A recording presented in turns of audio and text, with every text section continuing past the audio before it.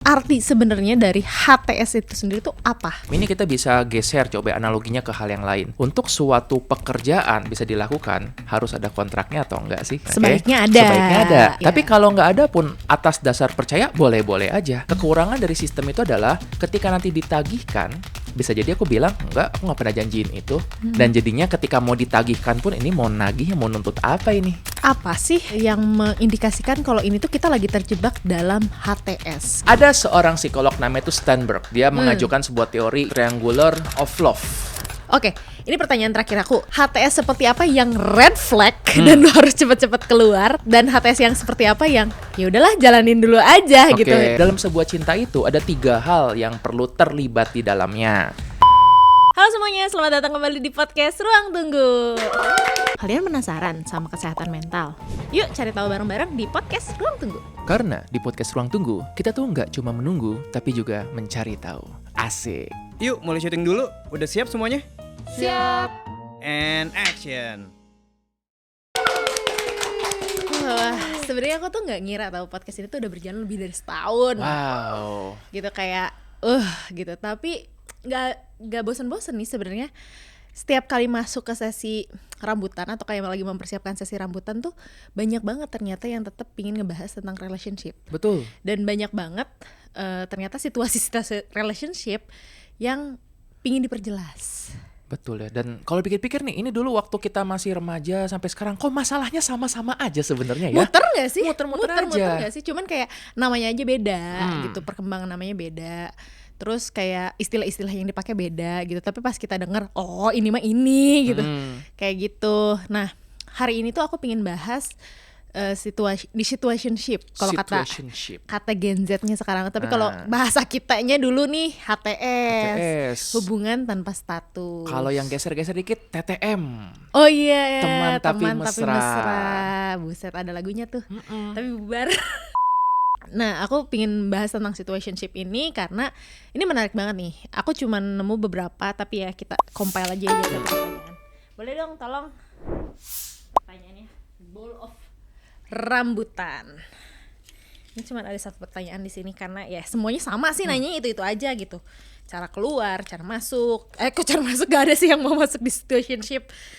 Halo dok, aku sedang berada dalam hubungan tanpa status. Sedih banget. Sorry for you. Alasan doi belum siap untuk berkomitmen. Klasik. Awalnya aku nggak masalah, tapi lama-lama nggak nyaman juga. Karena hubungan ini nggak ada kejelasan. HTS itu sebenarnya nggak apa-apa, atau memang sebuah hubungan yang sebaiknya harus punya status. Oke. Menarik sebenarnya untuk dibahas HTS atau situationship ini ya, kayak karena ini tuh masalahnya nggak kelar-kelar dari tahun dulu sampai sekarang tuh kayaknya. Betul. Ada aja terus. Nah, aku mau nanya deh, sebenarnya tuh arti sebenarnya dari HTS itu sendiri tuh apa? Kayak ya selain kita tahu lah hubungan tanpa status. Nah, untuk sebuah hubungan bisa berjalan sebenarnya tuh harus ada status atau enggak sih? Kan biasanya ya, kayak gitu ya. Betul. Sebenarnya untuk menjawab ini kita bisa geser coba analoginya ke hal yang lain. Untuk suatu pekerjaan bisa dilakukan, harus ada kontraknya atau enggak sih? Sebaiknya ada. Yeah. Tapi kalau nggak ada pun atas dasar percaya boleh-boleh aja. Aku misalnya minta bantuan, bantuin gue dong ini nanti ya, abis lu bantuin gue bayar deh segini. Nggak ada tertulisnya. Tapi kalau sama-sama trust silahkan. Kekurangan dari sistem itu adalah ketika nanti ditagihkan, bisa jadi aku bilang enggak, aku nggak pernah janjiin itu. Nah, mungkin dalam HTS pun mirip seperti gitu. Hubungannya ada, tapi status yang mengikat itu tidak ada. Sehingga yang jadi problem adalah ketika tiba-tiba satu orang ini mundur dari hubungan tersebut, dan jadinya ketika mau ditagihkan pun ini mau nagih, mau nuntut apa ini gitu. Tapi kalau dipikir ya berbeda dengan pernikahan.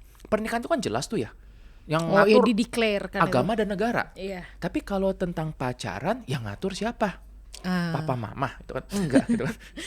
Itu kan cuma kesepakatan 2 orang dan mengatakan kita berpasangan, lalu dia meminta orang-orang lain menyepakati itu juga. Iya. Jadi efeknya tuh gimana ya, lebih blur dibandingkan suatu yang pernikahan ataupun suatu yang udah lebih komitmen kayak pertunangan. Nah, makanya HTS ini juga jadinya abu-abu banget karena buktinya apa kalau dia berpacaran cuma sekedar ngomong doang. Nah, tapi pernyataan ini aja untuk ngomong yuk kita pacaran itu aja sering nggak terucap. Itu yang bikin jadi nggak, iya. yang bikin jadi tidak ada kejelasan itu. Benar. Nah, sebenarnya tuh apa sih yang mengindikasikan kalau ini tuh kita lagi terjebak dalam HTS gitu, kayak kita tuh kadang-kadang nggak sadar kita cuman kayak chat-chatan, sleep call, terus tiba-tiba kayak nanyain kabar udah makan atau belum, ya hal-hal sederhana, terus tiba-tiba kayak kita sudah ada di HTS gitu. Sejak kapan ini terjadi? Terus kalau orang bilang cie deket amat, enggak kok cuma temen. Cuman teman gitu. Tapi sebenarnya orang-orang ngelihatnya enggak, kalau temen nggak sedekat itu. Nah, gimana sih, apa yang ngebedain HTS pertemanan biasa sama ya ini tuh pacaran gitu? Betul. Makanya memang kan sebaiknya memposisikan ya, kalau teman ya beraksilah sebagai teman, kalau misalnya ini pasangan sebagai pasangan, kalau Sekretaris kabinet berperilakulah seperti seorang. Nah, kita serius sekarang. Nah, ada seorang psikolog namanya itu Sternberg. Dia mengajukan sebuah teori yang ini menurutku menarik banget nih, triangular of love. Jadi triangular of love itu ngomongin bahwa Cinta segitiga. mirip gitu. Jadi bukan cinta segitiga artinya ini suka ini suka ini, bukan kayak gitu. Tapi dalam sebuah cinta itu ada 3 hal yang perlu terlibat di dalamnya. Satu itu intimacy, yaitu kita suka nggak sama orang ini. Oke. Kedua, passion. Ada nggak tadi perasaan membara yang kayak seperti wah cinta ini tertarik Menunggu-nunggu. gitu. Nah, itu kan penasaran Oke. itu. Ketiga adalah komitmen. Nah, kalau kita ngomongin dari 3 ini, berarti dalam HTS itu likingnya itu ada, ya, sukanya itu ada. Lalu yang bagian di passionnya itu ada, tapi komitmennya nggak ada. Artinya ini suatu hubungan yang low commitment. Low commitment itu artinya kalau misalnya ya putus pun nggak bisa nuntut apa-apa. Berbeda dengan kalau putusnya misalnya in quote lagi ya. iya gitu. Nah, berbeda dengan kalau orang berpacaran yang resmi yang udah menyatakan gitu ya, mendeklar itu, berarti kan tadi dari intimasinya, likingnya ada gitu, dari dia passionnya ada, dan tadi komitmennya pun ada. Komitmennya untuk yuk kita mutually eksklusif. Paling nggak dia cukup tahu bahwa kamu nggak akan kayak melanggar boundaries dengan orang lain. Kalau terjadi itu kita kategorikan sebagai selingkuh. Nah, dalam HTS kan karena bagian komitmen ini nggak ada ya, atau very low commitment, jadinya susah juga untuk menentukan kamu ngobrol sama orang lain ini selingkuh. Nah, di situ kalau sama-sama bisa dipercaya nggak apa-apa. Tapi kalau misalnya ada keraguan di situ, itulah yang membuat jadi cemas. Jadi di satu sisi mau nuntut juga nggak bisa, gitu. Di sisi lain dia merasa kayak aku punya hak nih. Gitu kan, kita tadi ada kedekatan, ada intimacy dan ada passion yang sama-sama itu. Jadi HTS itu biasanya keywordnya adalah dua-duanya saling suka, tapi sama-sama tidak mau masuk ke dalam komitmen itu. Sebenarnya kan itu tuh sebuah hal yang menyiksa kan, kayak gitu, sedih banget gitu ketika sudah lagi terjebak dalam situationship kayak gitu. Tapi kenapa sih ada orang yang terjebak di situasi yang sama terus-terusan gitu? Karena menyenangkan. Apa yang menyenangkan dari situ? Loh, bayangkan ya, kita dulu pernah ngebahas kan dalam suatu perilaku, sesuatu yang tidak terprediksi walaupun menyebalkan, tapi itu menyenangkan. Jadi ketika dia ketemu nih, nggak tahu nih bahwa di weekend ini, aduh aku bakal jalan sama dia atau enggak ya. Nah, jadi akhirnya yang kita pernah bilang itu jadi seperti kayak judi. Ketika dia mendapatkan itu akan sangat senang. Kita bilang tuh nyebut itu reinforcement, positive reinforcement. Tapi kalau nggak mendapatkan, dia pun mungkin ada kecewa, tapi masih menantikan, oh nanti minggu depan mungkin. Akhirnya tadi reinforcement positif yang berulang-ulang itu jadi memperkuat dia. Jadi walaupun dia tahu bahwa ini adalah hubungan yang tidak stabil, yang bisa membuat dia kecewa, tapi juga dia setiap kali mendapatkan potongan-potongan yang menyenangkan itu membuatnya terusan bergerak. Nagih. Ada semacam hope addiction di situ. Ada ketergantungan dengan harapan, ini bakal dapat atau enggak nih. Dalam situasi yang tertentu itu memang bisa jadi seperti itu. Kita perlu menyadari kamu nih udah edik loh.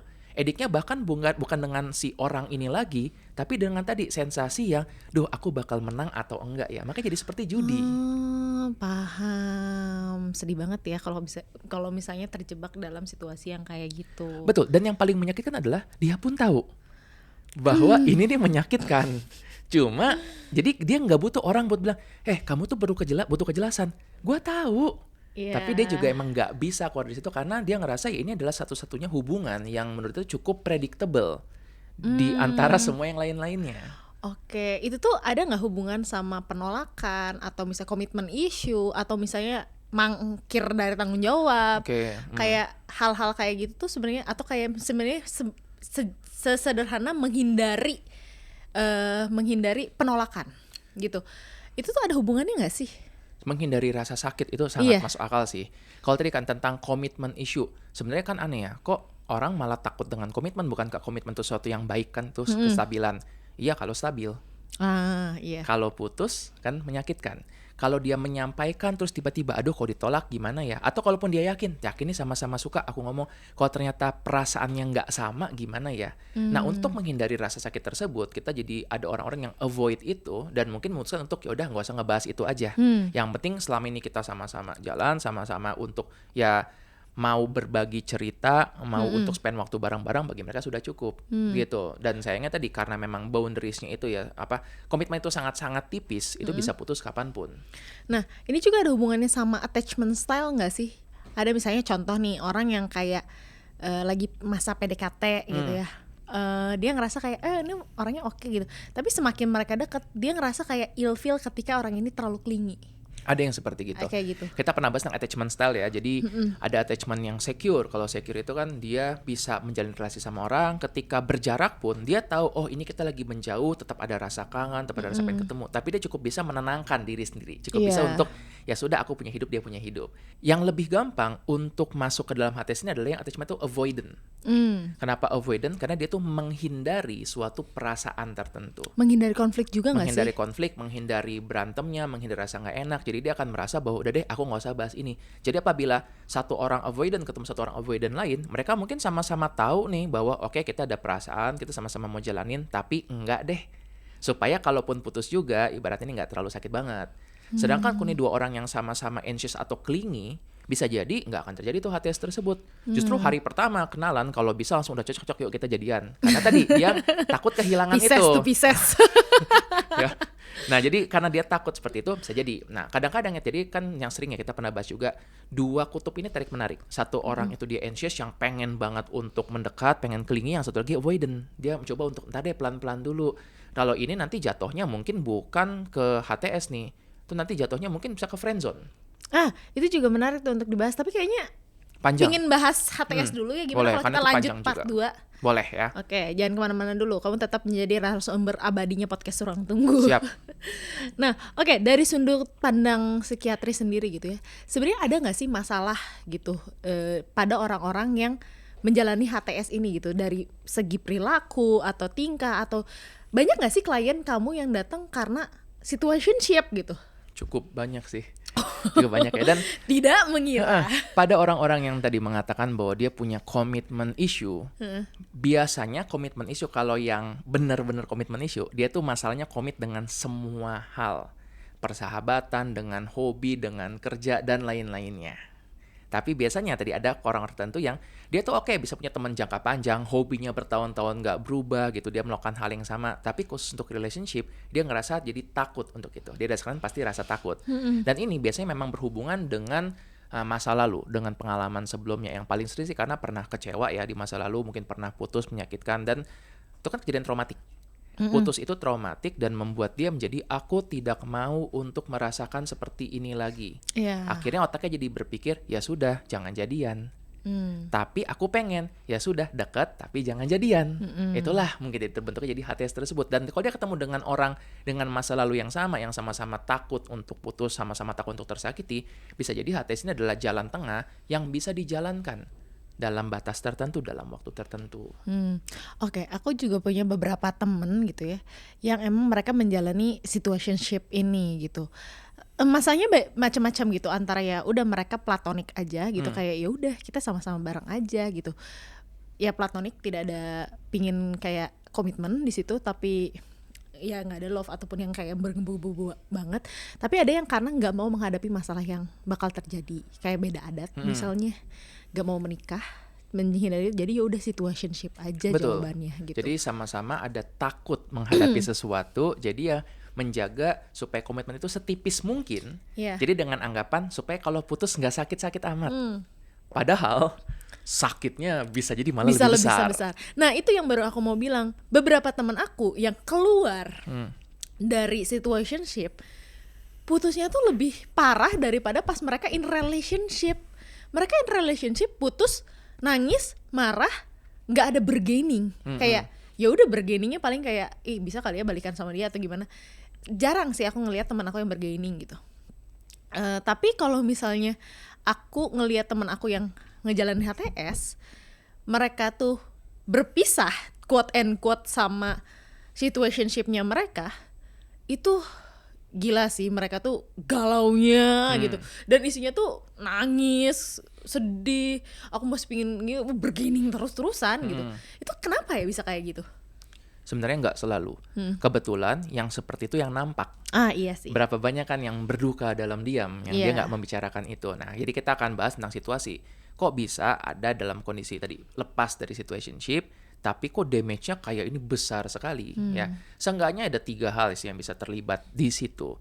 Yang pertama adalah memang lack of closure. Nggak ada closure-nya. Kalau misalnya orang pernah pacaran, kan bisa ngomong kita putus. Kalau misalnya menikah, misalnya bisa oke, kita ke pengadilan, bahkan tuh lebih jelas lagi tuh closure-nya tuh. Sampai ada negara yang perlu ngetok palu, ya udah dah, kalian pisah dah gitu. Nah, itu udah gak sehat gitu. Walaupun itu sangat-sangat menyakitkan, tetapi akhirnya orang-orang yang menjalani perpisahan secara sepakat itu akhirnya membuat mereka ya udah selesai. Nah, sekarang kita lihat pada HTS ini, karena dari awal juga tadi sangat tipis sekali hubungan mereka, jadi closure-nya pun nggak ada. Jadi diputus atau diselesaikan, apa yang putus? Orang nggak ada juga. Itu yang pertama. Jadi kedua, itu juga adalah karena kurangnya validasi perasaan untuk diri sendiri atau dari sosial. Seandainya ada seseorang ya, dia udah menikah lama terus berpisah dari suaminya, orang-orang akan gampang, waduh kasihannya kamu ya, yaudah nggak apa-apa yuk kita menjalankan hidup lagi. Pacaran juga sama. Tapi kalau misalnya ada seseorang yang di HTS terus putus, kamu kenapa sedih? Iya aku putus sama siapa? Pacar? Bukan pacar. Susah ya? Ya susah gitu kayak, terus kenapa kamu nangis? Kurangnya validasi ini yang membuatnya juga jadi nggak merasa selesai. Kadang-kadang kalaupun orang lain nggak ngomong kayak gitu, dirinya sendiri yang ngerasa aku harusnya tidak sesedih ini. Lebih baik kan mengakui saja, ya memang sedih. Karena cinta itu tetap nyata, baik ada statusnya ataupun enggak. Nah, ketiga, hal lain juga adalah ketika seseorang itu memiliki pasangan ya, ataupun tadi HTS ini, dia kan nggak cuma jalan di masa kini, tapi juga punya bayangan di masa depan. Bisa jadi punya bayangan, oh nanti mungkin suatu saat bakal berubah, mungkin suatu saat aku bakal bisa bareng sama dia, mungkin membayangkan masa depan dan lain-lainnya. Ini pun ikut mati juga bersama hubungan tersebut. Jadi dia bukan cuma berduka untuk apa yang terjadi di masa kini, dia juga berduka atas kenangan di masa lalu dan juga untuk mimpi-mimpi masa depannya. Begitu. Walaupun ya ini juga terjadi pada hubungan yang lain-lainnya juga, begitu. Jadi kebanyakan tentang unfinished business. Unfinished business. Beberapa kan mungkin ada sepakat ya, kayak misalnya nih yang udah menikah lalu bercerai, mungkin untuk masa depan sudah ada plan, kayak misalnya oke, kita ada harta gono gini, nanti anak bakal sama siapa. Jadi damage ke masa depan ini walaupun menyakitkan cukup terprediksi. Itu yang nggak ada pada HTS ataupun pada orang yang berpacaran. Oke. Aku mau nanya lagi gitu. Kalau misalnya kita kan dari tadi membahas pada saat sudah terjebak di HTS-nya. Tapi aku tadi udah nanya belum sih, kalau misalnya kapan kita tuh sadar kalau misalnya kita ada di HTS ini tuh sebenarnya. Ini tuh adalah sebenarnya HTS. Tapi apa sih yang ngebeda? Ya kan sebenarnya tadi aku udah nanya kan di awal yang kayak perbedaan HTS dan tapi kapan titik di mana ini tuh udah bukan PDKT lagi, ini tuh udah HTS. Oke. Sebenarnya itu setiap saat menanyakan, kita sebenarnya apa sih? Itu juga hasil itu refleksi perlu ya? kan? Itu perlu ya? Sebaiknya demikian. Dan gini, karena ini juga kalau kita ngomongin tentang pacaran, itu akan berbeda tergantung culture, budaya. Ada yang menganggap pacaran itu nggak boleh, ada yang menganggap itu harus. Bahkan untuk Asia aja dan Barat itu berbeda. Kayaknya di Asians itu cukup umum ya, yang aku tahu nih, paling nggak untuk di Indonesia atau paling nggak pas zamanku tumbuh besar, pacaran dulu baru ngedate keluar. Iya. Sedangkan kalau negara-negara barat, kita mungkin sering lihat di film ya, kita akan nanya dulu nih, will you go out with me? Di Jepang juga will you kan? go out with me itu dulu sih. kan, jadi ngedate dulu.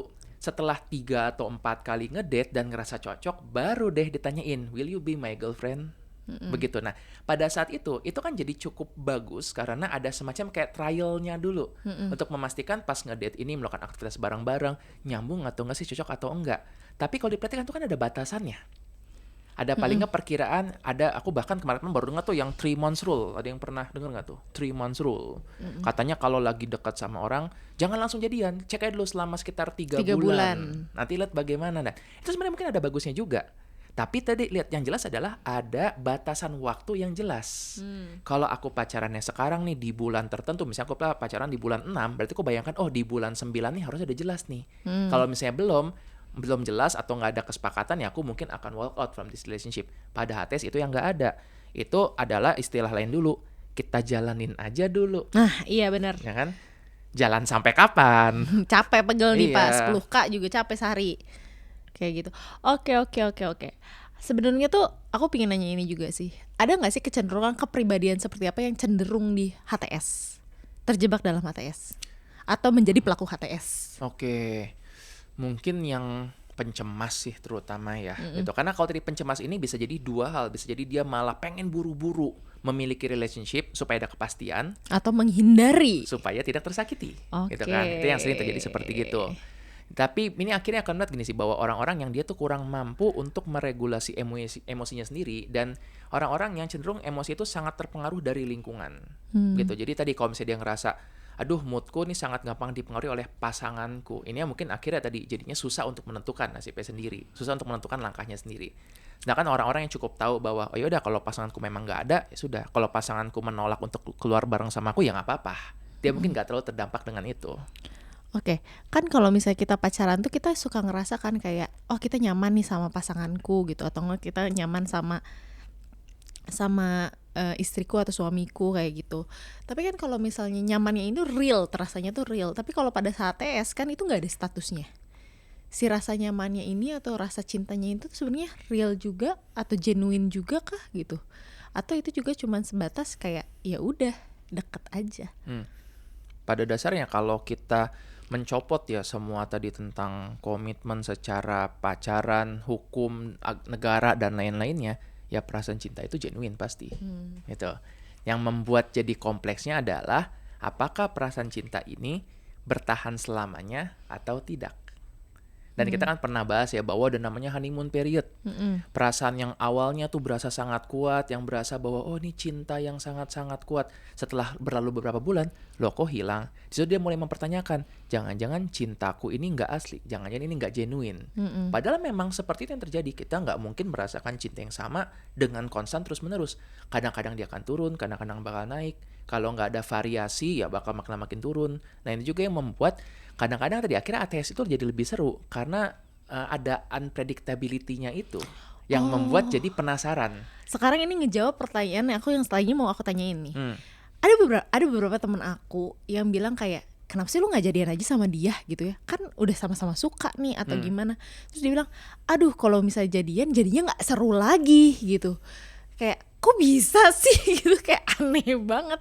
Tapi ternyata karena uncertainty itu ya. Itu meningkatkan dopamin di otak, jadi ada perasaan serunya juga. Begitu. Itu juga gini, karena kadang-kadang ya ketika sudah memiliki, itu kayak dianggapnya otak kita tuh sudah menyelesaikan itu. Iya. Makanya banyak orang-orang yang mungkin nih pengen beli sesuatu, misalnya pengen beli buku, setelah dapat bukunya, yes udah dapat, udah ditaruh aja. Dia merasa sudah selesai, padahal dia baru selesai membeli, belum selesai membaca. Dalam relationship mungkin gitu juga. Oke.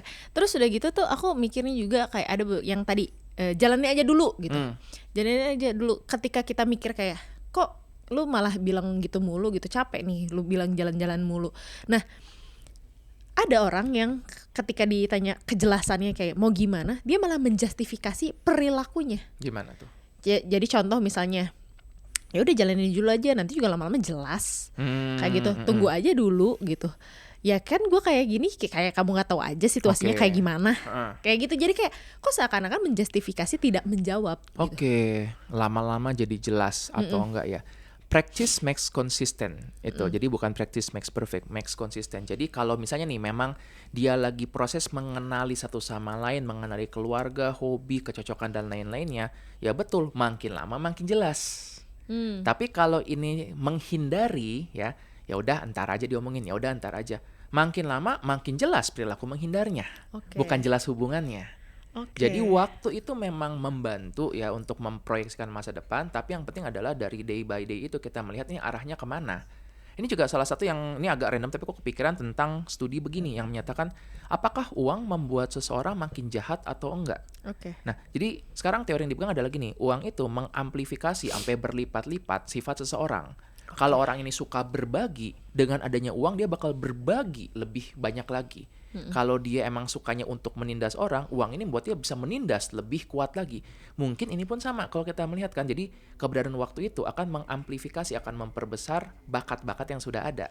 Kalau memang bakatnya mau saling memaafkan, mau saling mengerti, makin lama makin bagus. Tapi kalau dia menghindar, itu yang kunci penting ya, menghindar, makin lama makin jago untuk menghindar itu. Oke, ini pertanyaan terakhir aku. Ini mungkin sedikit kontroversial, tapi HTS seperti apa yang red flag dan lo harus cepat-cepat keluar?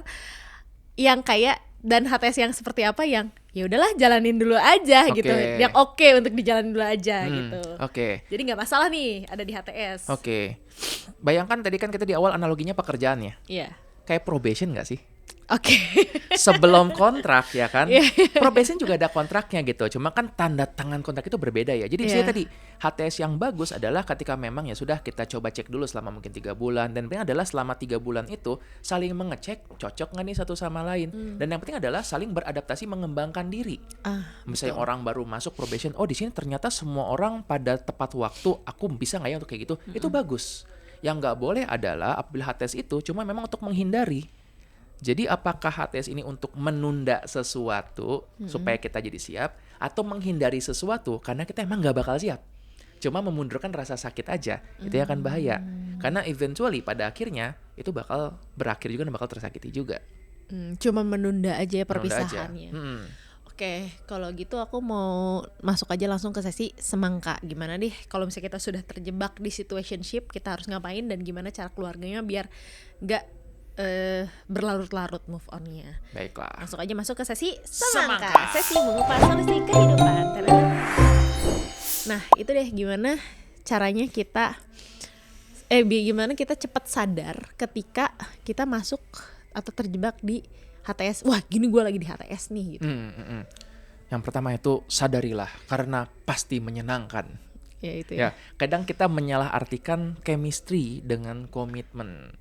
Kadang-kadang berasakan bedanya gimana sih chemistry sama komitmen? Chemistry itu kan adalah suatu perasaan, namanya juga chemistry ya. Jadi kan hormon-hormon tuh yang main di situ tuh. Kita merasa ketika lagi bersama dengan dia, wah, merasa berbunga-bunga, merasa happy. Wajar seperti itu. Apalagi kalau misalnya kita bilang, wah gue berasa ada chemistry sama dia, berarti ada reaksi kimia. Kebetulan nih atom-atom di tubuh ini ngobrol sama kamu, wah ada reaksi kimia, terjadinya berbunga-bunga. Tetapi itu nggak langsung otomatis translate ke komitmen. Banyak orang mengira, oh karena aku merasakan seperti ini, maka ini harus berlangsung seterusnya. Belum tentu.